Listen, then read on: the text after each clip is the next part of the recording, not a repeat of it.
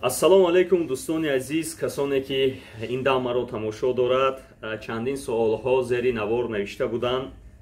худо насиб карда бошад дар ин навор ман ба суолҳои навишташудаи шумо ҷавоб хоҳам гуфт ва ногуфта намонад ки дар описание, ҳамон описание ки зери видео ҳаст, дар он ҷо навишта мемонам ки ба кадом суолҳо ман ҷавоб додам, яъне саволҳои ки ҷавоб додам.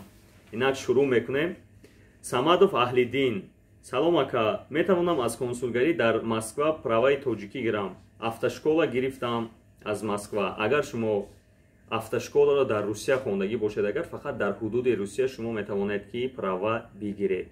агар шумо манзуратон он буд ки праваи тоҷикӣ дореду бояд иваз кунед, дар консулгарӣ иваз карда медиҳанд ва маблағи иваз кардан $100 амрикоӣ аст. Муҳсин Мамедов: салом алайкум бахтовар, номеро даркор шудам. Номером дар бисёри наворҳо навишта шудааст. худо насиб карда бошад дар ин навор ҳам дар зераш ман рақамҳои телефони худамро менависам. Аюбҷон Тиҷӣ: салом ака, падарам гражданин РФ дорам, лекин моро дар заявлени навистагӣ нестанд. Ман ВНЖ гирифтам, баъд дар гражданства супурдагӣ чӣ мешуда бошад? Мегуфтед охи ба шумо ки ВНЖ дода буданд ягон гап нашуд. худо насиб кунад дар ин шаҳрвандӣ ки супурдед, дар инам ягон гап намешавад. ё Аллоҳ ё Раҳмон: ака бахтовар, дар праваи ман дар пушта чизи шумо гуфтагӣ навишта шудагӣ нест. чӣ кор кунам? ё Аллоҳ ё Раҳмон, ба шумо гуфтаниам ки ба як бор пеш аз супоридан ҳуҷҷатгузорӣ кардан, яъне иваз кардан ба праваи русӣ, як бор ба ҳамон ГИБДД ки шумо муроҷиат мекунед он ҷо равед, нишон диҳед. шавад мешавад, нашавад агар ба консулгарӣ мебиёед, праваи худатонро иваз менамоед. Москва: салом алайкум, ҳозир қабул намекунам, мегам бирам автошкола бихонен. агар шумо дар мавриди чӣ бошад, манзури шумо дар мавриди гирифтани правои русӣ бошад, агар иштибоҳ мекунанд, ин хеле гапҳо нест ки рав автошкола хон. Ҳикмат: салом бародар, ман тақрибан 1 солу 6 моҳ дар Русия ҳастам. Чӣ гуна ман ба РВП супорам? ман патент ва 4 моҳ кори официал надорам. метавонам супурда? пешакӣ раҳмат. бародари азиз, барои РВП супуридан шумо асос доштанатон дар кор ҳадди ақал 6 моҳ кор кунед ва дар муддати коркунӣ шумо метавонед ки ба квотаи РВП супоред ва пас аз 2 моҳ аниқ мешавад гузаштед ё нагузаштед. Умар Садуллоев: салом алайкум, ака, ман гражданин РФ, автошкола хондам, экзамен ёрдам карда метавонед аз барои Аллоҳ? бародарҷон Умар Садуллоев, аз охир ман ба ҷои шумо рафта супорида наметавонам бародар. шумо худатон кӯшиш кунед, натарсед. ин ягон ҷони одамгир нест, ягон ҷон намесупорем. фақат ба ҳаяҷон дода нашавед, асабӣ нашавед, оромона равед, супоред, ягон ҷои мушкилӣ надорад. худо насиб карда бошад 14 сентябр худи ман экзамен дорам, экзамени ҳамон ронандагӣ дар шаҳр, рондан дар шаҳр. боз мебинед ман мегузарам ё намегузарам, зеро ки як бор ғалт дидам, дуюм бор аллакай экзамен супурда истодам.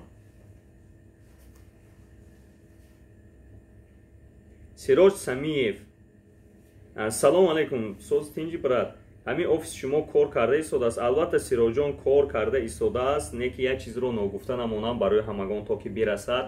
ҳамин моҳи август охирон моҳ ҳаст ки мо дар Волгоградский проспект қарор дорем ва ҷои худро ният дорем ки иваз намоем. иваз ки кардем, худо насиб карда бошад, боз ман дар ин бора эълонҳо карда мегузарам. Нардев: паспорти ВНЖ дошта боши права алиш карда мешавад? Нардев: паспорти ВНЖ нест, шумо ВНЖ ҳамун ҳуҷҷати муваққатии шумо аст. албатта мешавад, Нардев, мешавад. Караматулло Зокиров: ассалому алайкум ака, дар пушти праваи ман навистагӣ нест, чӣ мешавад ба ин? шумо шояд ки иштибоҳ ҳам карда бошед. Ман дар болотар ҷавоби шуморо гуфтам. Ба ҳар ҳол як бор ба ГИБДД аввал муроҷиат кунед. Агар ки нашуд, пас метавонед ки консулгарӣ биравед, ҳуҷҷатҳои худро иваз кунед, яъне ҳам праваи худро.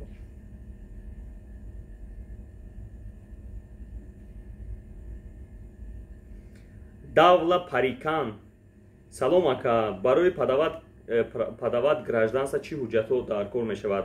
ҳар як шаҳру ноҳияҳо ба худаш як чизи иловагӣ дорад, ё як чизе ҳаст ки дода намешавад, ё ки гирифта намешавад, ё ки аз шумо талаб карда намешавад. беҳтару хубтар шумо ҳамон рӯйхатро аз худи ҷойи ки шумо месупуред ба шаҳрвандӣ, аз он ҷо рафта бигиред. Юсуф Асоев: ассалому алайкум ака, намеша ай ҳаминҷа права гирем? Юсуфҷон, мешавад, аз ҳаминҷа гирифта мешавад, меходед меравед мегиред. Баҳс Каримзода: ассалому алайкум бародар бахтовар, праваи ман 3 сол пеш ришад кардагӣ буданд, 6 моҳа, чихе кунем гирем? бародари азиз, барои агар праваи шумоя бекор карда бошанд, муваққатӣ, яъне ҳамон лишад кардагӣ бошанд правая, шумо бояд ки равед экзамени теория супуред ва праваи худро боз бигиред. Усмон Халил: ака, агар як бор нагузарӣ, дубора чӣ хел мешавад? Намедонам чиро дар назар доштед. Яъне шумо гуфтанӣ ҳастед ки экзамени теорияро як бор нагузаштед. Як бор нагузаштед, як ҳафта пас мемонанд. Онро ҳам ки нагузаштед, боз як ҳафтаи дига пас мемонанд. Онро ҳам ки нагузаштед, як моҳ пас мемонанд. Ҳамин дар муддати 6 моҳ шумо худо 7 бор 8 бор бояд ки супуред, дар ҳамин муддат супуред. агар ки нашуд, бо ҳамаи корҳоятонро аз нав мекунед. Шарипов Ҷоник: салому алайкум, аз 2016 беҳуҷҷат гашта истодам, ягон чи регистратсия накардам. паспорт ва мигратсионная карта дорам 2016, чӣ кор кунам? Шарипов Ҷоник, бародари азиз, дар бораи ман ба забони русӣ як наворе кардам ки агар шуморо рад кунанд барои гирифтани регистратсия, шумо ин наворро нишон диҳед. Ба ҳар ҳол ман гуфтам мегузарам як бори дига. шумо бо соҳиби хона метавонед ки ба он ФМСе ки дар райони шумо аст, он ҷо муроҷиат кунед ва ҳуҷҷатҳои худро пешниҳод кунед. Он ФМС метавонад ки шуморо ҷарима кунад, метавонад ки ҷарима накунад ва ба шумо регистратсия карда тиҳад, фақат дар ҳоле ки запрет ё депортатсия шудагӣ набошед. бародарони азиз, аксарияти шумо дар ин ҷо салом алейк гуфтед. ва алейкум барсалом ба ҳамаи он бародарону хоҳароне ки ба ман салом доданд, аз аҳволи ман пурсиданд. алҳамдулиллоҳ, ман хубам, шодам ки чунин дӯстон маро иҳота карданд ва миннатдории худро барои шумо баён мекунам. боз суолҳо шуд, худо насиб карда бошад зери навор нависед. фақат аз шумо хоҳиш мекунам ки суолҳоро такроран нанависед. ба суолҳо ман ҷавоб мегӯям, такроран нанависед. боқӣ дар амони худо бошед. худо ҳифзатон кунад.